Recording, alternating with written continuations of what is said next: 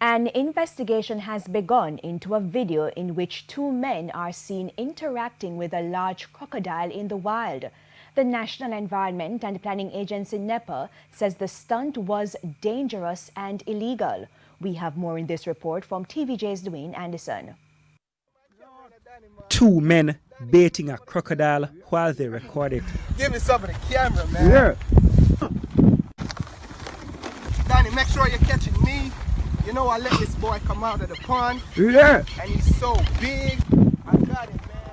A frightening video that has left representatives of the National Environment and Planning Agency NEPA very worried. I think they're trying to go viral with some of these videos. You know, they're trying to show that they're brave or something of the sort. But I will remind the public that they are not to approach these animals. For NEPA, the precedent these men have set for this crocodile is a dangerous one, should it come into contact with humans again. What they're doing, they're actually training the crocodile to now respond to humans in a way that they normally do not. Normally when a crocodile encounters someone, they tend to flee. They either jump back into the water, or if they were already in the water, they'll submerge and probably swim away.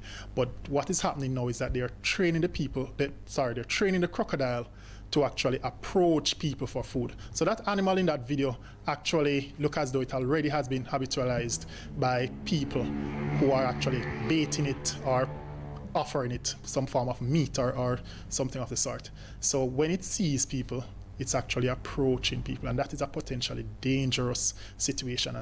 The incident took place somewhere in Portmore, St. Catherine recently.